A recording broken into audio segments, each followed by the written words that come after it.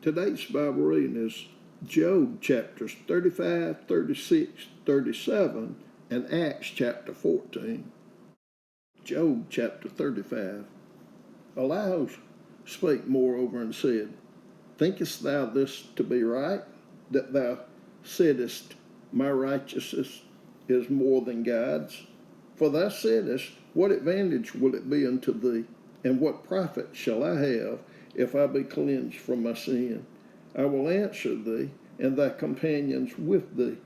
Look unto the heavens and see, and behold the clouds which are higher than thou. If thou sinnest, what doest thou against him? Or if thy transgressions be multiplied, what doest thou unto him? If thou be righteous, what givest thou him? Or what receivest he of thine hand? Thy wickedness may hurt a man as thou art, and thy righteousness may profit the Son of Man. By reason of the multitude of oppressions, they make the oppressed to cry. They cry out by reason of the arm of the mighty. But none saith, Where is God, my Maker, who giveth songs in the night, who teacheth us more than the beasts of the earth, and makest us wiser than the fowls of heaven? There they cry, but none giveth answer, because of the pride of evil men. Surely God will not hear vanity, neither will the Almighty regard it. Although thou sayest thou shalt not see him, yet judgment is before him. Therefore trust thou in him. But now, because it is not so, he hath visited in his anger, yet he knoweth it not in great extremity. Therefore doth Job open his mouth in vain. He multiplieth words without knowledge. Job chapter 36. Elihu also proceeded and said, Suffer me a little, and I will show thee that I have yet to speak on God's behalf. I will fetch my knowledge from afar. I will ascribe righteousness to my Maker. For truly my word shall not be false. He that is perfect in knowledge is with thee. Behold, God is mighty, and despiseth not any. He is mighty in strength and wisdom. He preserveth not the life of the wicked, but giveth right to the poor. He withdraweth not his eyes from the righteous. But with kings are they on the throne. Yea, he doth establish them forever, and they are exalted. And if they be bound in fetters, and be holden in cords of affliction, then he showeth them their work, and their transgressions that they have exceeded. He openeth also their ear to discipline, and commandeth that they return from iniquity. If they obey and serve him, they shall spend their days in prosperity, and their years in pleasures. But if they obey not, they shall perish by the sword, and they shall die without knowledge. But the hypocrites in heart heap up wrath. They cry not when he bindeth them. They die in their youth, and their life is among the unclean. He delivereth the poor in his affliction, and openeth their ears in oppression. Even so would he have removed thee out of the strait into a broad place, where there is no straightness, and that which should be set on thy table should be full of fatness. But thou hast fulfilled the judgment of the wicked. Judgment and justice take hold on thee, because there is wrath. Beware lest he take thee away with his stroke. Then a great ransom cannot deliver thee. Will he esteem thy riches? No, not gold, nor all the forces of strength. Desire not the night when people are cut off in their place. Take heed, regard not iniquity, for this hast thou chosen rather than affliction. Behold, God exalteth by his power. Who teacheth like him? Who hath enjoined him his way? Or who can say, Thou hast wrought iniquity? Remember that thou magnify his work, which men behold. Every man may see it. Man may behold it afar off. Behold, God is great, and we know him not, neither can the number of his years be searched out. For he maketh small the drops of water, They pour down rain according to the vapor thereof, which the clouds do drop and distill upon men abundantly. Also, can any understand the spreadings of the clouds, or the noise of his tabernacle? Behold, he spreadeth his light upon it, and covereth the bottom of the sea. For by them judgeth he the people, he giveth meat in abundance.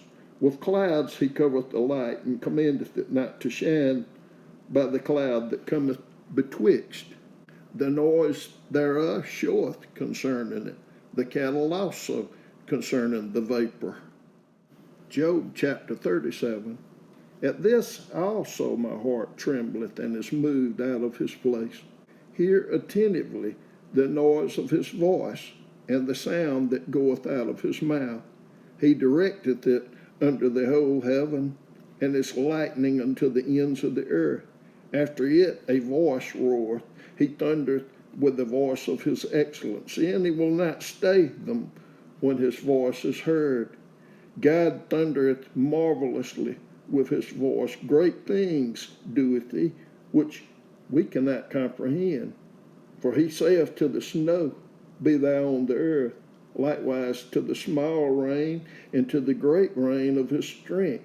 He sealeth up the hand of every man, that all men may know his work. Then his breasts go into dens, and remain in their places. Out of the south cometh the whirlwind, and cold out of the north. By the breath of God frost is given, and the breadth of the waters is straitened. Also by watering he weareth the thick cloud, he scattereth his bright cloud, and it is turned round about by his counsels, that they may do whatsoever he commandeth them upon the face of the world and the earth.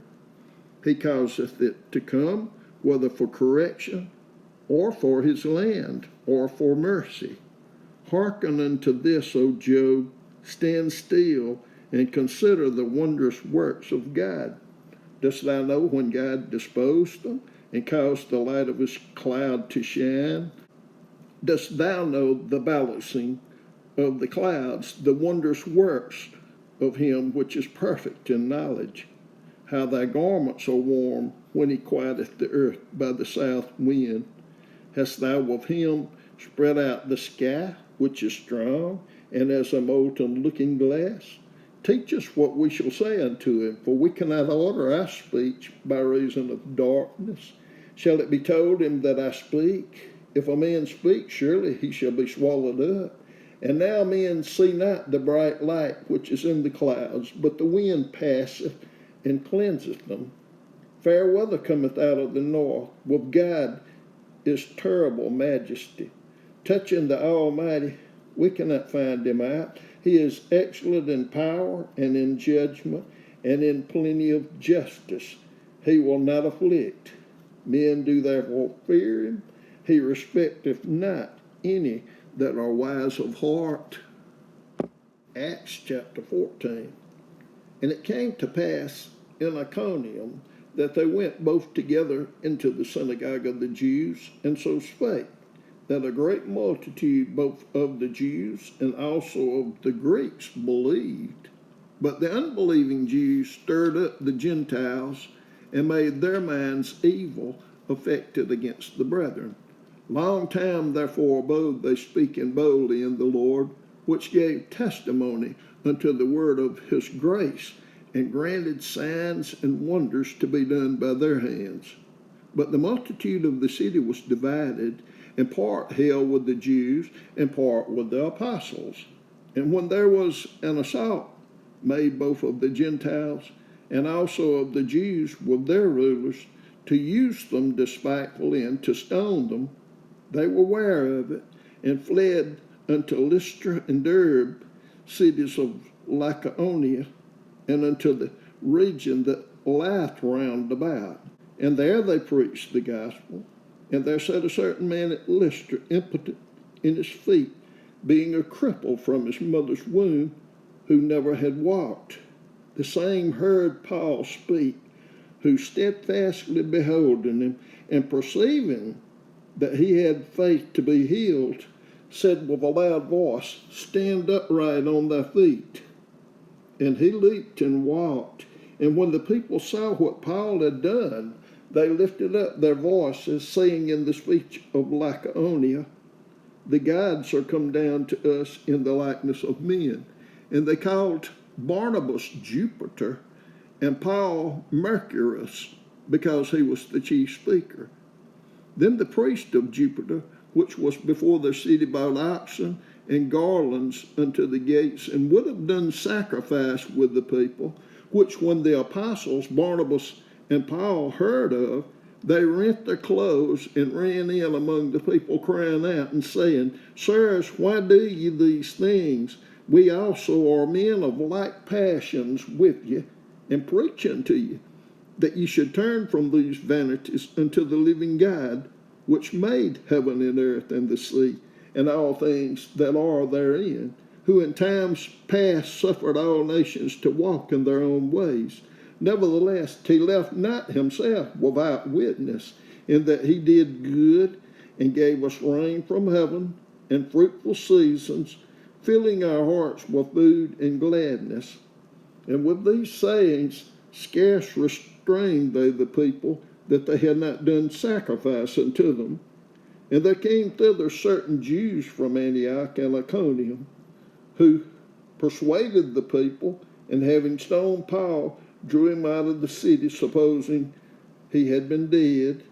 Howbeit, as the disciples stood round about him, he rose up and came into the city, and the next day he departed with Barnabas to Derbe.